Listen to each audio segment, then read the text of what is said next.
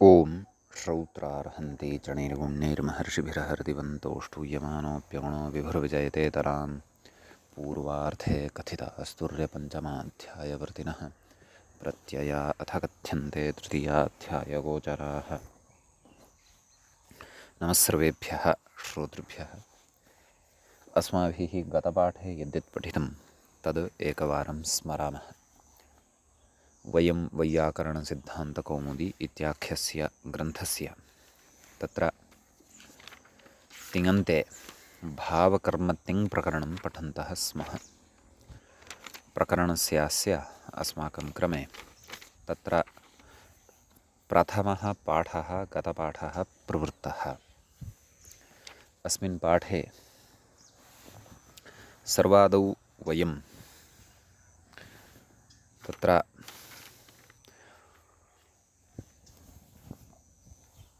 पूर्वं पठितं भावकर्मणोः इति सूत्रं स्मृतवन्तः। तत्र भावकर्मणोः अर्थे तत्र तङ् इति प्रत्ययः भवति। नाम भावे यः लकारः विहितः भवति, कर्मणि च यः लकारः विहितः भवति, तत्र तस्य लकारस्य स्थाने तङ् इति प्रत्ययः भवति इति सूत्रस्य अर्थः पूर्वं पठितः। ततः पूर्वं व्याख्यात्रा अथ भावकर्मणोर्लडादयः इत्युक्त्वा आरम्भः कृतः। तदनन्तरं भावे कर्मणि च विशिष्टः प्रत्ययः कश्चन धातोः विधीयते। तदर्थं सूत्रम् अस्माभिः पठितं सार्वधातुके यक्। सूत्रस्य अर्थः दृष्टः।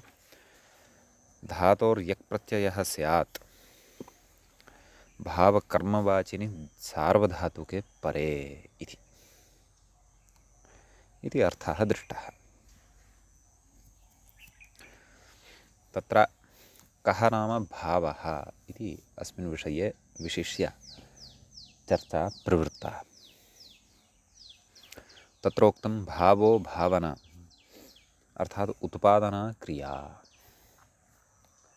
ततः सा च धातुत्वेन सकलधातुवाच्या भावार्थकलकारेण अनूद्यते।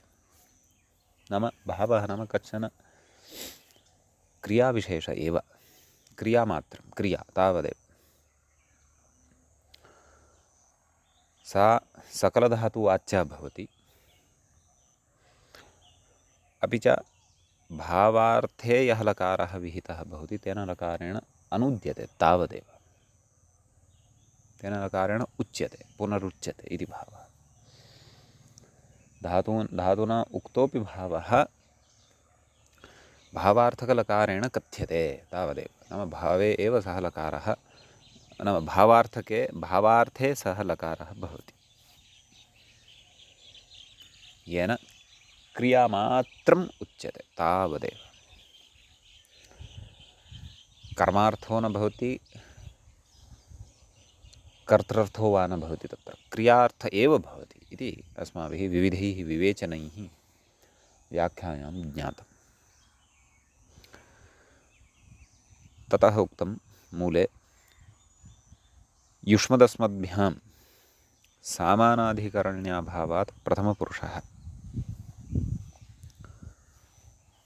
युष्मच्छब्देन अस्मच्छब्देन च सामानाधिकरण्यं भवति, सामानाधिकरण्यं न भवति इति कृत्वा प्रकृते प्रथमपुरुष एव भवति इति तत्र पठितं। नाम भावस्य, क्रियायाः इति भावः। ततः तिङ्वाच्यभावनया असत्त्वरूपत्वेन द्वित्वाद्यप्रतीतेर्न द्विबहुत्वं न द्विवचनादि। नाम द्विवचनं न भवति, बहुवचनमपि अत्र न भवति, किन्तु एकवचनमेव, अपि तु एकवचनमेव भवति अत्र। तस्य औत्सर्गिकत्वेन संख्या अनपेक्षत्वात् अनभिहिते कर्तरि तृतीया। अतः त्वया मया अन्यैः वा भूयते इति त्वया मया अन्यैः तेन ताभ्यां ताभिः इति सर्वात्मना तृतीया विभक्तिरेव अत्र भवति उक्तत्वात्। ततः तदेव मूले त्वया मया अन्यैश्च भूयते इत्येव तत्र उदाहरणं दृष्टं। वस्तुतः उदाहरणं तु भूयते इति। तत्र यकि सति इदं भवति। आर्धधातुक सार्वधातुकविषयः एव, सार्वधातुकसम्बद्धः विषयः एव अयं यक् इति कारणात् आर्धधातुकलकारे तु न भवति। अत एव बभूवे इत्येव लिटि, किञ्च एकवचनमेव।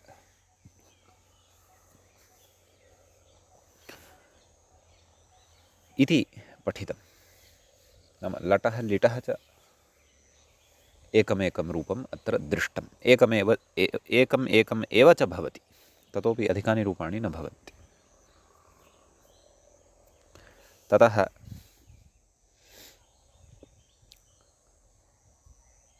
तत्र गतपाठस्य अन्ते व्याख्यापङ्क्तयः इत्थमासन्।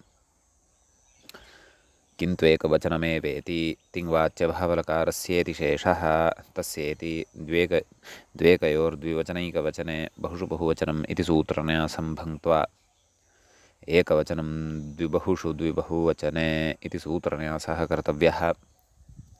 तत्र द्वित्वबहुत्वयोर्द्विवचननियमे सति तयोरविषये एकवचनमिति लभ्यते इति भाष्ये स्पष्टम्। एवञ्च एकवचनस्य एकत्वम् उत्सृज्य द्विबहुवचन अन्यविषये विहितत्वेन औत्सर्गिकतया एकत्वसङ्ख्यानपेक्षत्वात् भावलकारस्य असत्त्वरूपभाववाचित्वेऽपि एकवचनमेवेति भावः अनविहिते इति। भावलकारे कर्तुस्तिङ्वाच्यत्वाभावेन अनभिहितत्वात् तृतीयेत्यर्थः। अनभिहिते त्वया मयेति त्वत्कर्तृकं मत्कर्तृकम् अन्यकर्तृकं भवनम् इत्यर्थः इति एतावत्पर्यन्तः व्याख्याभागः च गते पाठे अस्माभिः पठितः। अयम् अस्मत्क्रमे प्रथमः पाठः भावकर्मतिङ्प्रकरणस्य प्रवृत्तः। अधुना तावत् अस्माकं क्रमे तिङन्ते भावकर्मतिङ्प्रकरणस्यास्य द्वितीयः पाठः आरब्धः भवति। अत्र अस्माभिः अग्रे लुडादिषु यानि रूपाणि द्रक्ष्यन्ते तेषु रूपेषु कानिचन कार्याणि कर्तव्यानि सन्ति विशिष्टानि। तदर्थम् अग्रे सूत्रम् इदानीं पठ्यते। तत्र व्याख्यात्रा सूत्रं प्रति इङ्गितं क्रियते। स्यसिच् मूले पश्यामश्चेत्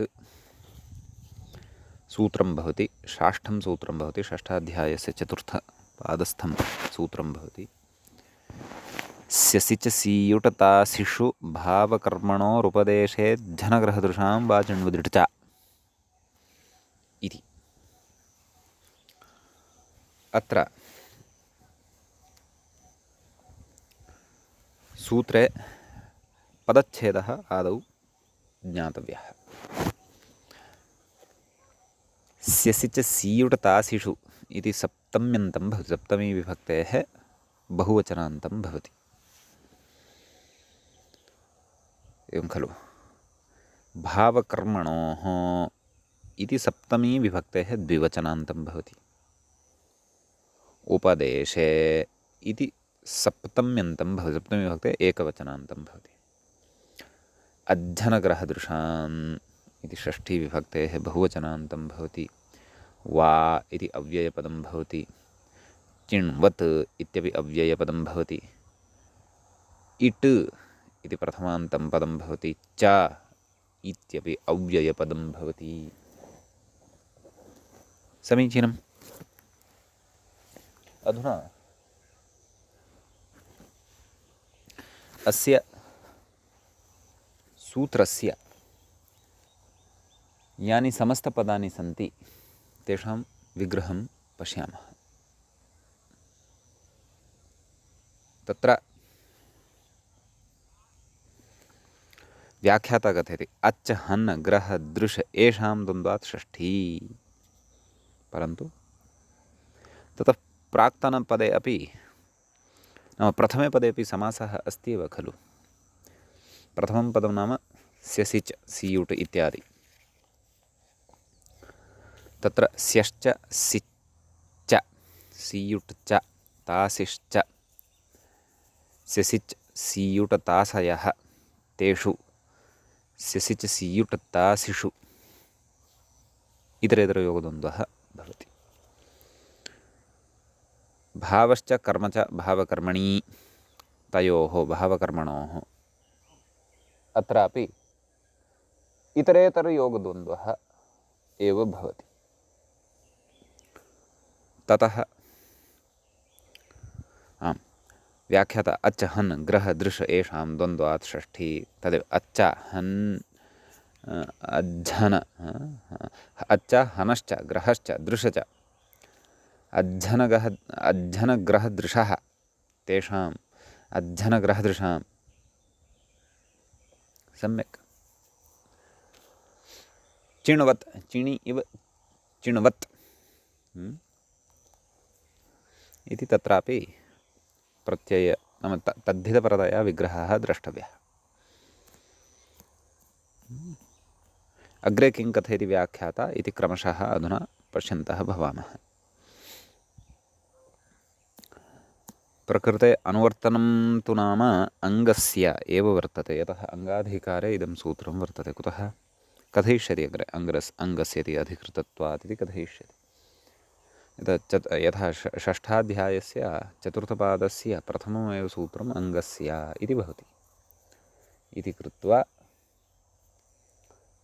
अङ्गाधिकारः अत्र ज्ञातव्यः। आम्, अधुना ततः अग्रे पश्यामः। व्याख्याता कथयति उपदेश इत्यच एव विशेषणं। नाम सूत्रे उपदेशे इति सप्तम्यन्तमस्ति किल, तत्सप्तम्यन्तम् अचः एव विशेषणं केवलं भवति। अच् क्व पठितम् इत्येत् अज्झनग्रहदृशाम् इत्यत्र अच् इति एकं पदमस्ति खलु, तस्य एव विशेषणं किम् उपदेशे इति कथयति। नेतरेषां नाम अन्ये ये वर्तन्ते तेषां नास्ति विशेषणं किम् उपदेशे इति। कुतः अव्यभिचारात्। तत्र यः कोऽपि व्यभिचारः एव नास्ति, क्लेशः एव नास्ति, तेषाम् उपदेशत्वम् अस्ति एव। केषां हन इत्येतस्य ग्रह इत्येतस्य दृश् इत्येतस्य एते त्रयः अपि उपदेशभूताः सन्ति एव खलु। नाम धातुपाठे पठिताः एव वर्तन्ते। अतः तत्र यः कोऽपि व्यभिचारः नास्ति, नाम यः कोऽपि क्लेशः अथवा अनिष्टापत्तिः काचिदपि नास्ति इति भावः। अज्जग्रहणं यद् कृतं तदर्थं तु विशेषेण वक्तव्यम् उपदेशे एव। तस्य प्रयोजनानि सन्ति, तानि सर्वाणि आचरेण ज्ञास्यन्ते। कथयति तदाह उपदेशे योजिति। मूले सूत्रार्थः द्रष्टव्यः। उपदेशे यः अच् तदन्तानां हनादीनां च नाम उपदेशे यः अच् वर्तते सः अन्ते वर्तते येषाम् एवं खलु हनादीनां च अपि च हनादयः ये वर्तन्ते धातवः नाम अजन्ताः सन्ति ये धातवः ते नाम उपदेशावस्थायाम् अजन्ताः सन्ति ये धातवः ते अपि च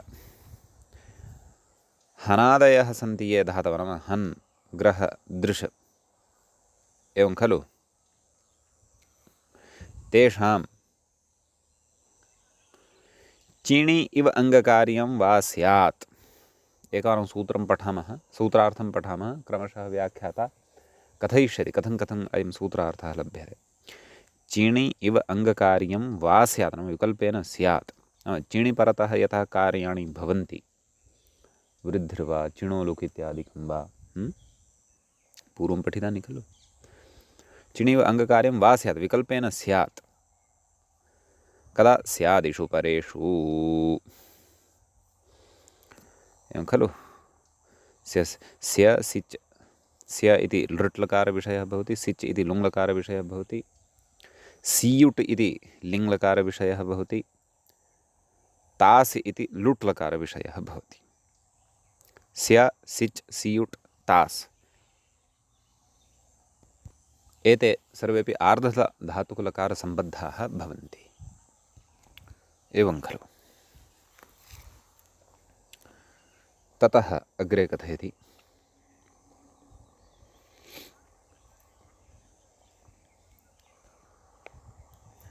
अजित्यस्य उपदेशान्वयित्वे अपि सौत्रः समासः नाम अच् इति नाम अज्जनगृहदृशाम् इत्यत्र अच् इत्येतस्य तु अन्वयः उपदेशे इत्यत्र वर्तते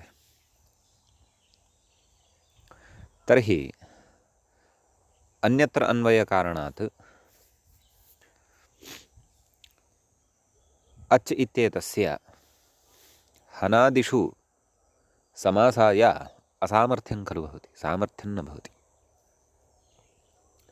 असामर्थ्यकारणात् कथं समासः इति चेत् उच्यते सौत्रः समासः नाम अयम् असमर्थः समासः सौत्रः समासः वर्तते इति सम्यक् यदि अजिति लुप्तषष्ठीकं वा नाम अत्र प्रकारान्तरमपि वर्तते सौत्रः समासः यदि न ग्राह्यः इति उच्यते तर्हि तद् पृथक्तया लुप्तषष्ठीकं स्वीक्रियताम् तर्हि अच् इत्यपि पृथक् पदं भविष्यति यस्य च अर्थः अचः तथा चेत् अच् इति पृथक् पदमायाति हानग्रहदृशाम् इति च पृथक् पदं षष्ठ्यन्तम् अत्र लप्स्यते इति भावः एवं खलु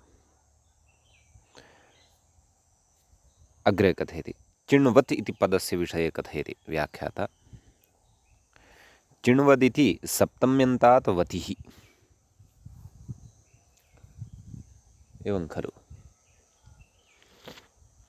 तत्र सप्तम्यन्तात् वतिप्रत्ययः प्रकृते वर्तते अतः चिणि इव इति अर्थः आयाति इति अर्थः लभ्यते कथयति चिण्वदिति सप्तम्यन्तात् वतिः स्यसिच् सीयुट् तासिषु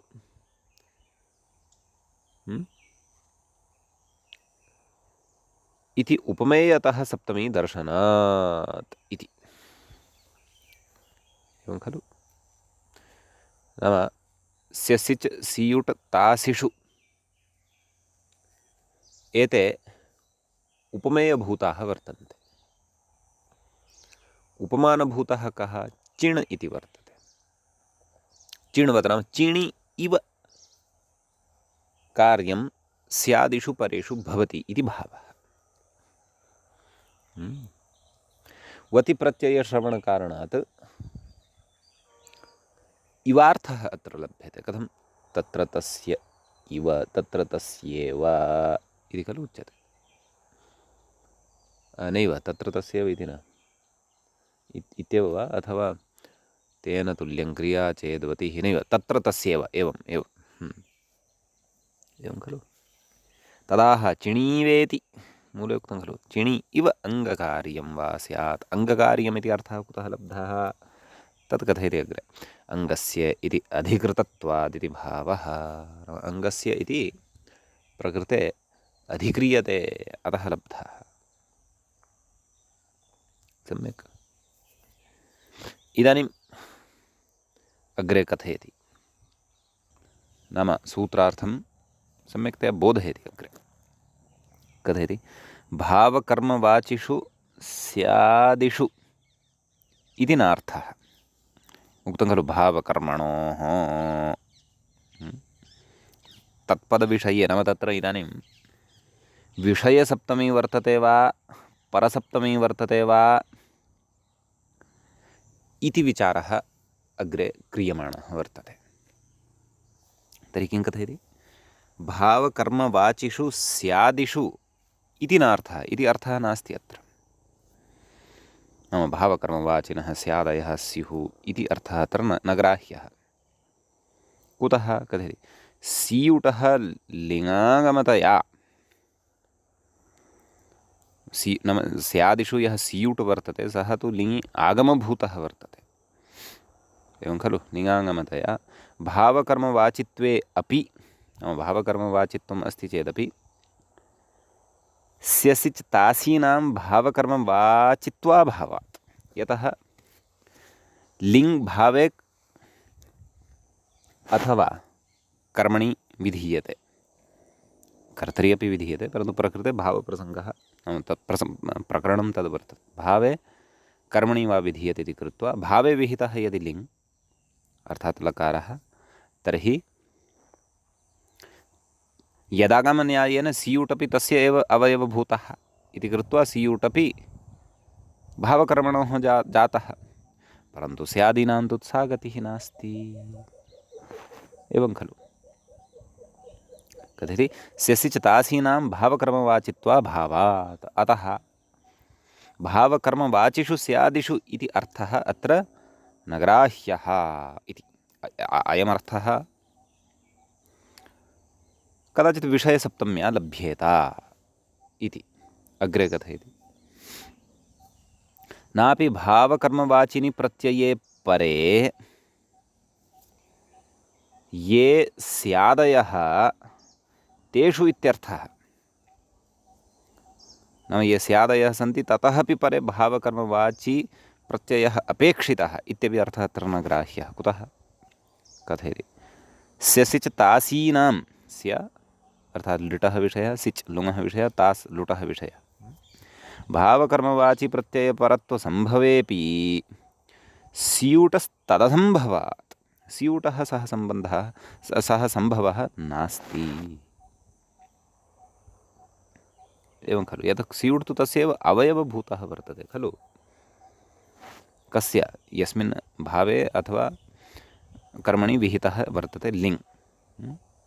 अग्रे कथयति, स्यूडागमविशिष्टस्य एव लिङः भावकर्मवाचितया, नाम स्यूडागमसहितस्य एव लिङः भावकर्मवाचित्वं भवति। केवलस्यूटो न भावकर्मवाचि प्रत्ययपरकत्वमस्ति, अतः केवलस्य स्यूटोः भावकर्मवाचि प्रत्ययपरकत्वं तु न भवति। अतः विषयसप्तमी इति मत्वा एवमेव, नाम अत्र विषयसप्तमी एव अस्ति, एवं खलु। निमित्तसप्तमी अत्र नास्ति, अतः विषयसप्तमी इति मत्वा भावकर्मणोः गम्यमानयोः इति, भावकर्मणोः इति पदे इति भावः। नाम भावार्थः कर्मार्थः च यदा गम्यमानः भवति खलु,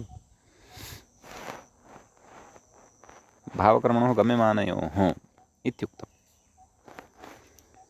अत एव सूत्रार्थे भावकर्मणोः गम्यमानयोः इति लभ्यते, विषयसप्तम्याश्रयणेन इति भावः।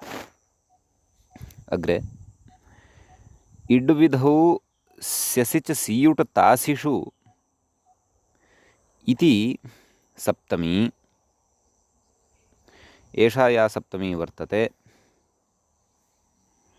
षष्ठ्या विपरिणम्यते इति मत्वा आह। इड्विधौ एषा सप्तमी षष्ठ्या विपरिणम्य तत्र अन्वयं भजते। इट् च इत्युक्तं खलु। अतः तत्र उक्तं स्यादीनाम् इडागमश्चेति। मूले पश्यन्तु, स्यादीनां नाम तत्र स्यादयः ये सप्तम्यन्ततया निर्दिष्टाः वर्तन्ते तत्र विभक्तिविपरिणामद्वारा स्यादीनाम् इडागमश्च इति अर्थः आयाति। एवं खलु। तर्हि अयम् अस्माकं पुरतः सूत्रार्थः वर्तते। पुनः एकवारम् अवगन्तव्यः, अवधानेन अवगन्तव्यः, किं कार्यमेतेन करिष्यते इति बुद्धौ स्थापनीयम्। उपदेशे यः अच् तदन्तानां धातूनाम् इति तत्र वक्तुं स्वसौकर्यार्थं धातूनाम् इति वक्तुं शक्नुमः। उपदेशे यः अच् तदन्तानां धातूनां हनादीनां च धातूनां चिणि इव अङ्गकार्यं, नाम चिणि परतः यथा अङ्गकार्यं भवति तद्वत् एतेषामपि चिणि इव अङ्गकार्यं वा स्यात् स्यादिषु परेषु। स्यादयः परतः अपेक्षितः। भावकर्मणोः गम्यमानयोः अपि च स्यादीनाम् येषाम् इडागमः अपि भवति। अग्रे कथयति। काश्चन स्पष्टताः अत्र इतोपि क्रियमाणाः वर्तन्ते।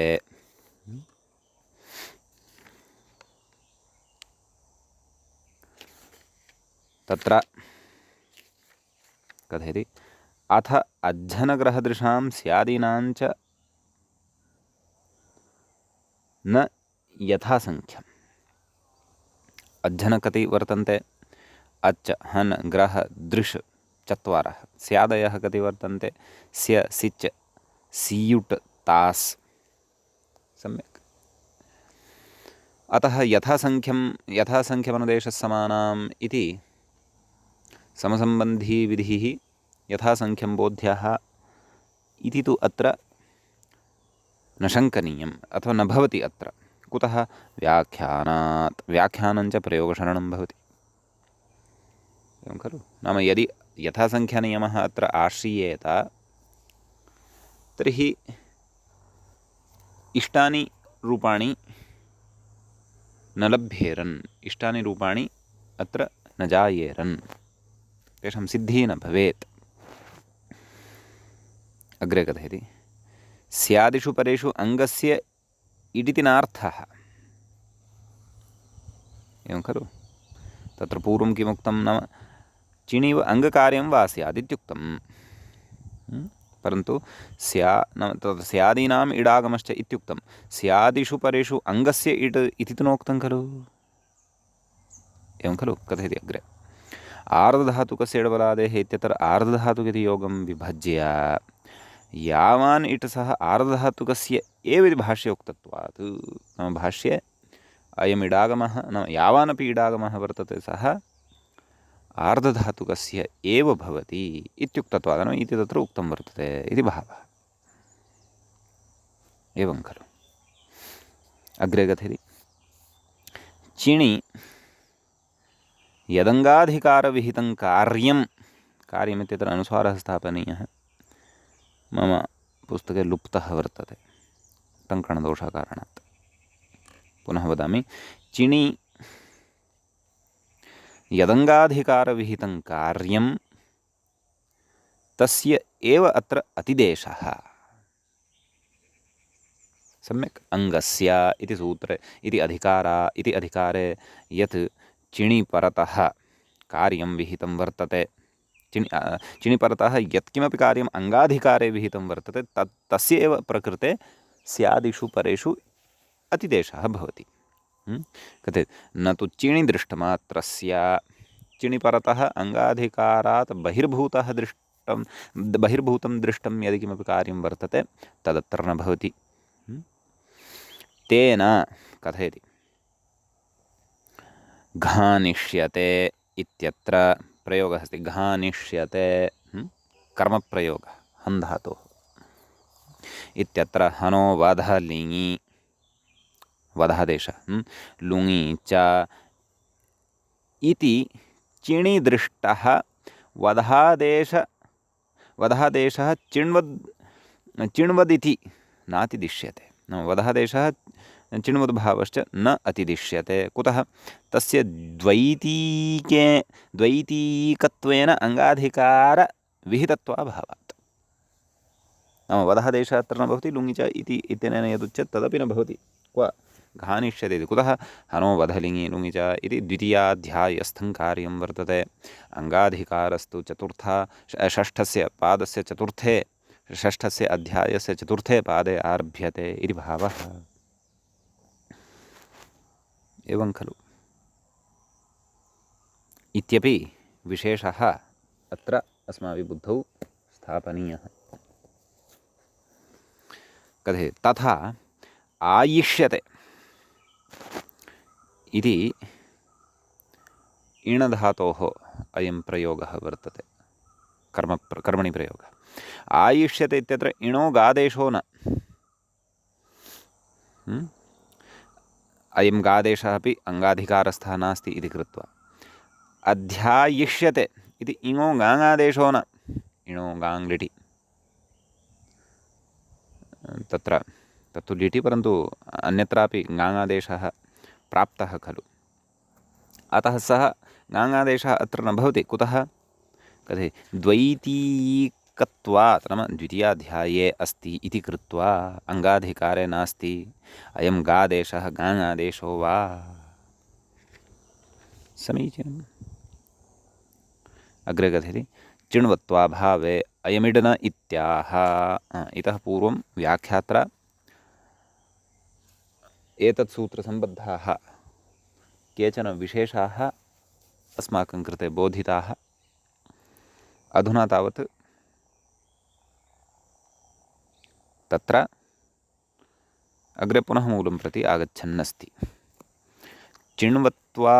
चिण्वत्वाभावे अयमिट् न, एवं खलु सूत्रार्थं दृष्ट्वा भवति खलु। नाम तत्र इडागमः सर्वात्मना भविष्यत्येव वा, यतः चिणि इव अङ्गकार्यं विकल्पेन इत्युक्तं, परन्तु स्यादिनाम् इडागमश्च इत्युक्तं। तर्हि इडागमः अयं विकल्पेन वा अयम् अथवा अयं नित्यत एव भविष्यति वा इति तदेव कथयति। चिण्वत्वाभावे, नाम चिण्वद्भावः यस्मिन् पक्षे नास्ति, यतः चिण्वद्भावस्य विकल्पः खलु उक्तः। अयं चिण्वद्भावः यस्मिन् पक्षे नास्ति तत्र अयम् इडागमः न भवति इति। तदेव अयमिडिति मूले अयमिट् चिण्वद्भावसन्नियोगशिष्टत्वात् तदभावेन, एवं खलु।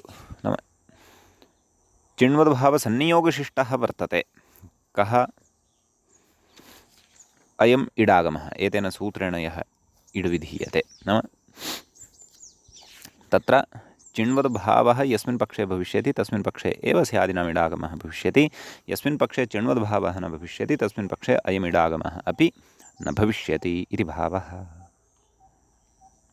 समीचीनं। व्याख्याता कथयति सेटकस्य वलादित्वलक्षणः इट् तु स्यादेव इति भावः। सेटकः यदि कश्चन धातुः तस्य वलादिलक्षणम् आदाय आर्धातुकस्य इडवलादे इत्यनेन यः इट् प्राप्तः भवति स तु भविष्यत्येव। समीचीनम्। अग्रे कथयति ननु भूयेत, अग्रे साधयिष्यते। लुट आरभ्य वस्तुतः साधयिष्यामः, परन्तु अस्य लिटः विशेषः अत्र आदौ उच्यमानः वर्तते। कथयति ननु भूयेत इति विधिलिङि चिण्वत्वम् इट् च स्याताम्, एवं खलु। नाम चिण्वद्भावः इट् च स्याताम् इत्यत्र आह इहार्धधातुके इति मूले पश्यन्तु। इह आर्धधातुके इत्याधिकृतम् इति आधिकृतमिति न स्यात्, इति अधिकृतमिति स्यात्। वा न वा? अतः एकः आकारः मूले यः अतिरिक्तः जातः वर्तते सः वारणीयः। इह आर्धधातुके इति अधिकृतम्, आर्धधातुके इति अधिकारः एव अस्ति खलु। सीयुटः विशेषणम् नेतरेषाम् अव्यभिचारात् इति। सीयुटः विशेषणं भवति आर्धधातुके, अन्येषां न भवति। कुतः? तत्र यः कोऽपि अव्यभिचारः, या कापि बाधः, अनापत्तिः वा आर्धधातुकत्वसन्दर्भे नास्ति इति कृत्वा सम्यक्। परन्तु सीयुटः विषये तथा न। सीयुटः विशेषणम् आर्धधातुके इति भवत्येव। अतः विधिलिङि चिण्वत्वम् इट् च प्रकृते न भवति इति अत्र अवगन्तव्यम्। सम्यक्। इत्यपि सैद्धान्तिकः कश्चन विशेषः उक्तः। नेतरेषां कथयन् अग्रे अव्यभिचारात् इत्यादिकमपि। नेतरेषां कथयति स्यसि च तासीनां न विशेषणमित्यर्थः। अव्यभिचारात् इति कथयति स्यसि च तासीनां सर्वत्र आर्धधातुकत्वनियमात् इति भावः। एवं खलु। तत्र एतेषां सिद्धान्तानां महती काचित् अपेक्षा अग्रे क्रियापदानां सिद्धिवेलायां भविष्यति। अतः सर्वोऽपि अत्र उच्यमानः सिद्धान्तः सूक्ष्मतया अस्माभिः अवगन्तव्यः। अस्तु। कथयति अत्र वार्तिकं नाम श्लोकवार्तिकं किञ्चन वर्तते प्रकृते। तद्विषये कथयति चिण्वद् वृद्धिर्युक् च हन्तेश्च घत्वं दीर्घश्च उक्तः यः मितां वा चिणीति इट् च असिद्धः तेन मे लुप्यते णिः नित्यश्चायं वल्निमित्तो विघाति। अस्य वार्तिकस्य व्याख्यानं ग्रन्थकारेण अग्रे क्रियमाणं वर्तते। तत्र आदौ व्याख्याता कारिकायाः अनन्तरं किं कथयन् अस्ति इति पश्यामः। कथयति स्यसि च सीयुड् इति सूत्रस्य, स्यसि सीयुड् सासिषु इति यत् सूत्रम् आरब्धमेव वर्तते अस्माभिः, वृद्ध्यादिप्रयोजनमित्यर्थः। अस्य वृद्ध्यादयः प्रयोजनभूताः भवन्ति इति वार्तिके उक्तं वर्तते। कथयति तत्र वृद्धिं दर्शयति। चिण्वद्भावाद् वृद्धिरिति मूले कथयन् अस्ति खलु चिण्वद्भावाद् वृद्धिः इति। वार्तिके अपि अस्ति खलु चिण्वत् एतदनन्तरमेव उक्तं वृद्धिः इति खलु उच्यमानमस्ति इति। व्याख्याता तत् इतोपि सरलीकृत्य दर्शयन् अस्ति। अग्रे तत्सम्बद्धं रूपम् अचिरेण मूले चर्चिष्यते। कथयति लुटि भूता इति स्थिते ता कथम् आयातमिति वयं जानीमः। सर्वापि प्रक्रिया पूर्वं पठिता वर्तते। चिण्वत्वात् एवं खलु इदानीं ता इत्येतस्य चिण्वद्भावः भवति। अचुण्यणिति वृद्धिरित्यर्थः। वृद्धिः जायते तर्हि का स्थितिः जायते? भौ ता। इडागमश्च भौ इता। अपि च तत्र आवादेशः भाविता इति रूपं भवति।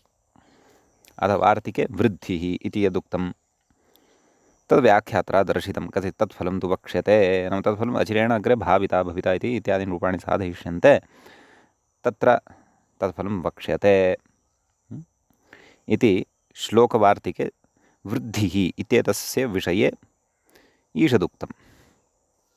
अग्रे कथयति व्याख्याता युकः विषये कथयति। यतः युक् च इत्युक्तं खलु, चिण्वद्वृद्धिः युक् च कथयति। तथा दाधातोः लुटि आतो युक् कृतोः इति युक्, एवं खलु, नाम चिणि इव कार्याणि स्मार्यमाणानि वर्तन्ते श्लोकवार्तिकेन इति भावः। तदपि अग्रे वक्ष्यते। अग्रे वार्तिके किमुक्तं, युक् च एतदनन्तरं हन्तेश्च घत्वं, तद्व्याख्याता कथयति। तथा लृटि घानिष्यते इत्यत्र हो हन्ते णन्येषु इति घत्वं। सम्यक्। अग्रे किमुक्तं, दीर्घश्च, एवं खलु, कथयति शमेर्हेतुमण्यन्ता लुटि शामिता शमिता इत्यत्र चिण्णमुलोर्दीर्घः, एवं खलु, चिण्णमुलोर्दीर्घोऽन्यतरस्याम् एतेन शामिष्यते तामिष्यते इत्यादीनि रूपाणि अग्रे वक्ष्यन्ते। सम्यक्। इति दीर्घः, एवं खलु। अग्रे कथयति तथा अनेनैव अत्र इति कृते, अनेनैव सूत्रेण इति कृते क्व शामिता शमिता इत्यत्र तस्य आभीयत्वेन असिद्धत्वात् अनिटीति निषेधः भावात् णिलोपः। णेरनिटि णेः अनिटि इति, अतः णिलोपः अपि सिद्ध्यति। अतः शामिता शमिता शामिता इति रूपं जायते इति भावः। एवं खलु। अपि च वार्तिके यः मितां वाचिणिति,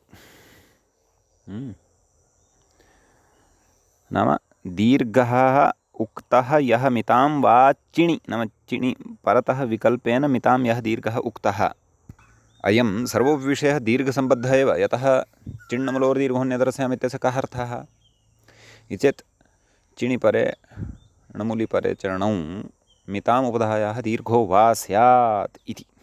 सम्यक्। अपि च इट् च असिद्धस्तेन मे लुप्यते णिर्नित्यश्चायं, तस्य व्याख्यानम् इदं वर्तते व्याख्यात्रा यदुक्तं। तथा अनेनैव अत्र इति कृते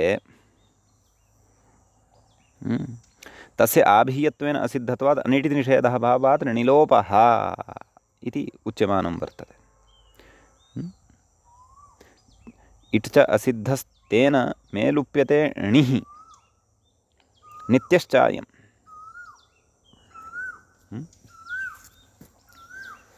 इति एतावतः कारिकायाः विषये उक्त्वा, नाम व्याख्याय, ततः अग्रे गते वल् निमित्तो विघाति। मूले उक्तं खलु नित्यश्चायं वल् निमित्तो विघाति। अत्र पाठभेदः अस्ति।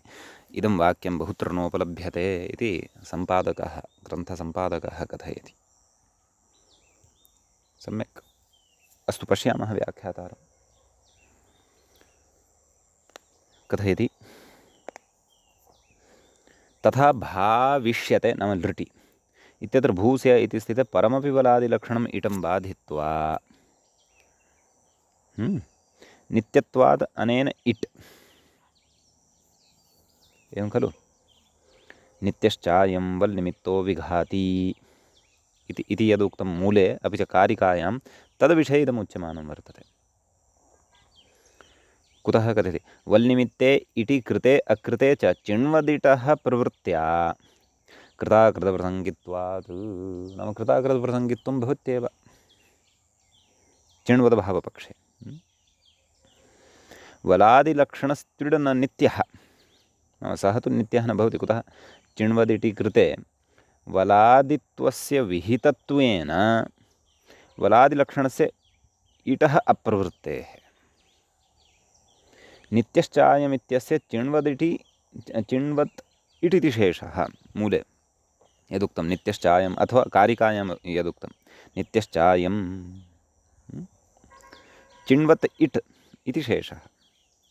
कथयति वल्निमित्तः इत्यनन्तरं, नाम कारिकायां वल्निमित्तः कथयति इट् अनित्यः इति शेषः, नाम वल्निमित्तः यः इट् वर्तते सः अनित्यः इति शेषः तत्र योजनीयः। तद् योजयित्वा सूत्रार्थः पूर्तिं नेयः। एवं खलु। अनित्यत्वे हेतुः विघातीति, नाम विघाति भवति सः इति कृत्वा तत्र कारणं विघाति भवति। कुतः तद् उच्यते किं, चिण्वदिटः वलादिनिमित्तविघातकत्वादित्यर्थः।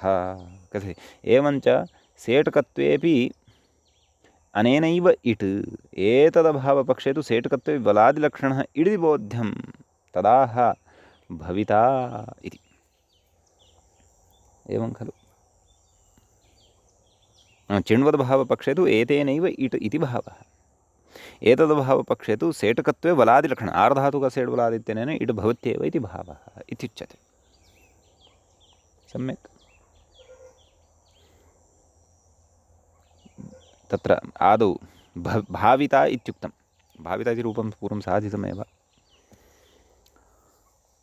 नाम तदेव चिण्वद्भावः भवति, अचुन्यणिति प्रवर्तते, इडागमः आवादेशः भाविता इति सिद्ध्यति।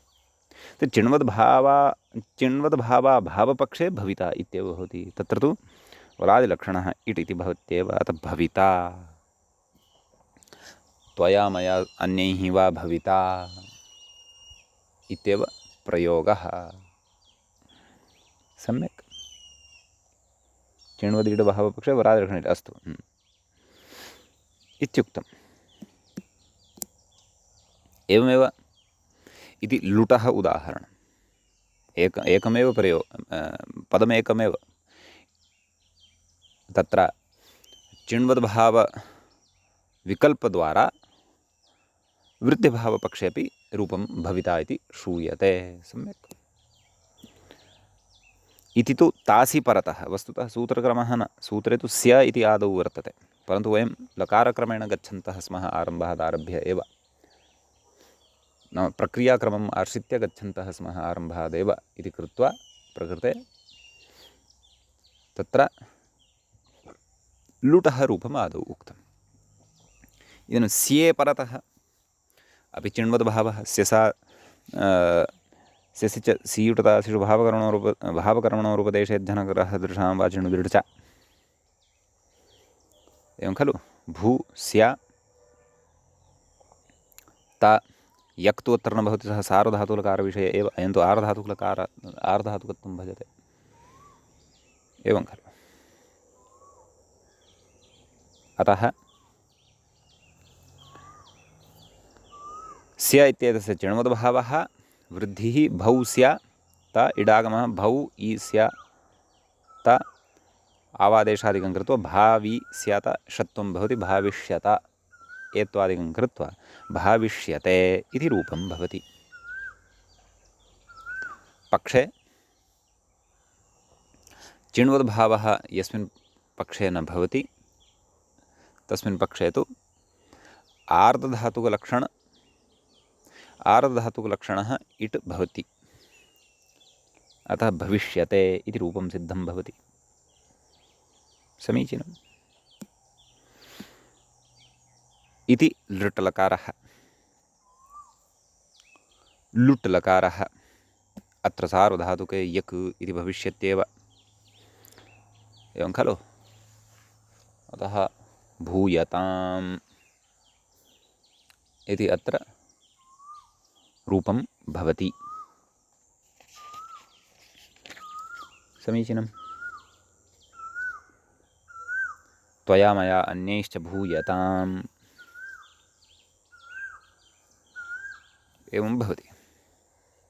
आमेतः इति समर्थव्यम्। एत्वं भवति, तद् एकारस्य स्थाने आम् इति भवति। तत्सर्वम् अस्माभिः पूर्वम् आत्मनेपदप्रक्रियायाम् एधताम् इत्यादिषु विस्तरेण पठितं वर्तते।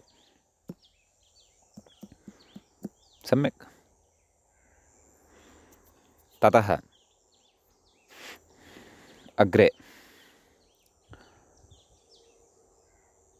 लङ्लकारः अभूयत।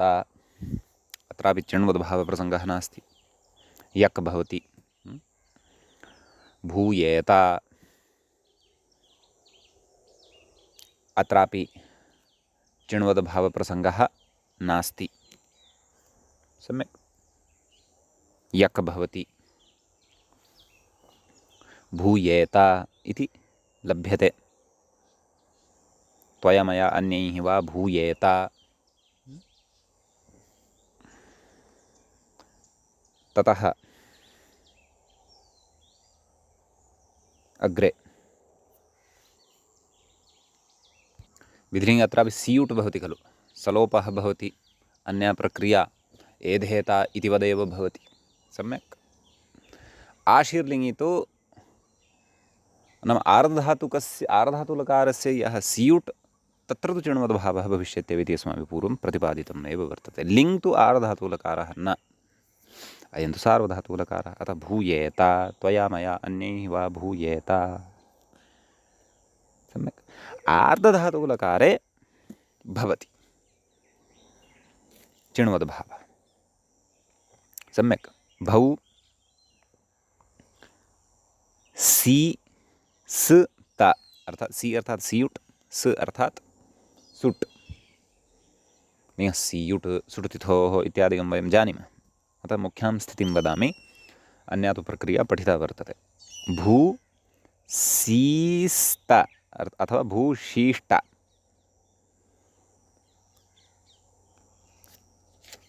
स्यसि च सीयुटतासिषु इत्यादि सूत्रेण चिण्वद्भावः। अचोन्यणिति इत्यनेन वृद्धिः। भौ शीष्ट, भौ सीष्ट, इडागमः भौ ई सीष्ट, षत्वं भौ ई शीष्ट, आवादेशः भाविशीष्ट। चिण्वद्भावा भावपक्षे आर्धधातुकलक्षणः इट् तु भवत्येव। अतः भविशीष्ट। रूपं तु एकमेव, नाम विकल्पेन रूपद्वयं भवति, परन्तु चिण्वद्भावपक्षे वा तदभावपक्षे वा एकमेव रूपम्। सम्यक्। इति आशीर्लिङ्गं यावत् अस्माभिः रूपाणि दृष्टानि, विशेषः दृष्टः, प्रक्रियागतः विशेषोऽपि दृष्टः। अधुना लुङः विषयः वर्तते। समीचीनं। तदर्थम् अग्रे सूत्रमत्र पठ्यते। तत्र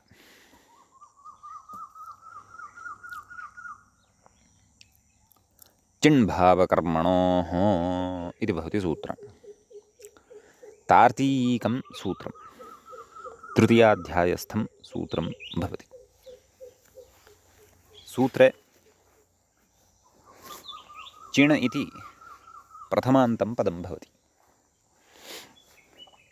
भावकर्मणोः, भावश्च कर्म च, भावकर्मणि, तयोः भावकर्मणोः इतरेतरयोगद्वन्द्वः भवति। व्याख्याता कथयति च्लेरिति, च्लेः सिच् इत्यतस्तदनुवृत्तेरिति भावः। च्लेः सिच् इत्यतः च्लेः इति अनुवर्तते। सम्यक्।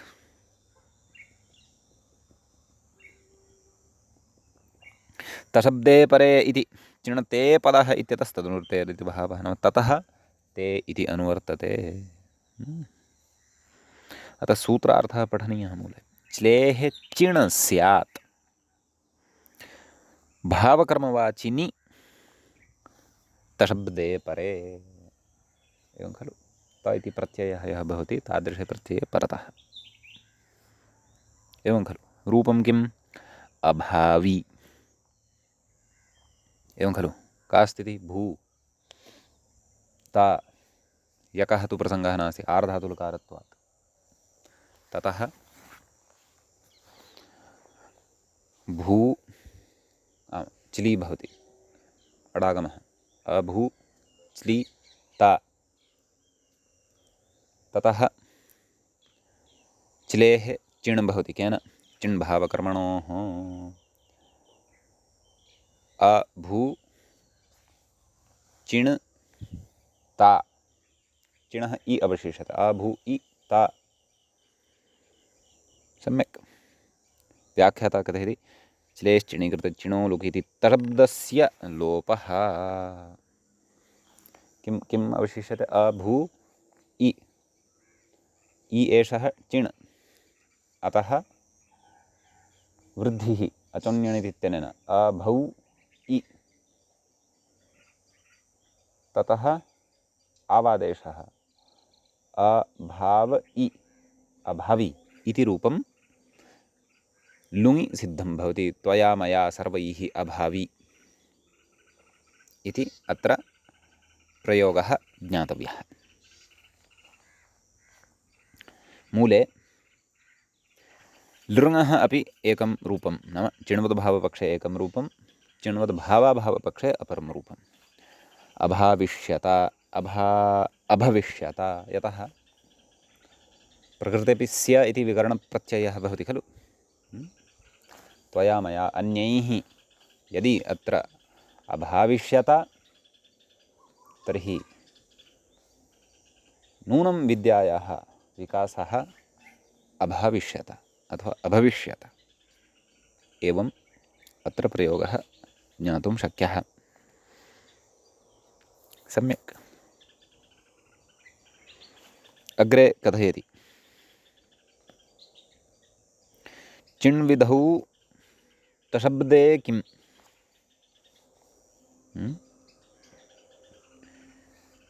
तत्र सूत्रार्थे उक्तं खलु, चिलेश्चिन् स्यात् भावकर्मवाचिनि तशब्दे परे। तशब्दे परतः कुतः उच्यते इति चेत् तत्र उपस्थाप्यते व्याख्यात्रा अभाविषाताम्, एवं खलु इति कथयति। परन्तु अभाविषाताम् इति भूधातोस्तु प्रयोगः न खलु सम्भवति। अतः आतामेव यदा परतः न भवति तर्हि अस्य प्रत्युदाहरणस्य सङ्गतिः भवति वा इति चिन्तनीयम्। आम्, अन्वभाविषाताम् इति तु कदाचित् युज्येतापि, अथवा भूधातुः अन्यत्रापि पठितः खलु अस्माभिः गणान्तरे। सः सकर्मको वा कर्मको वा इति द्रष्टव्यं। सकर्मकश्चेत् तर्हि कर्मणि प्रयोगः अयम् अभाविषाताम् इत्युक्तं स्यात् व्याख्यात्रा इति भासते। भवतु।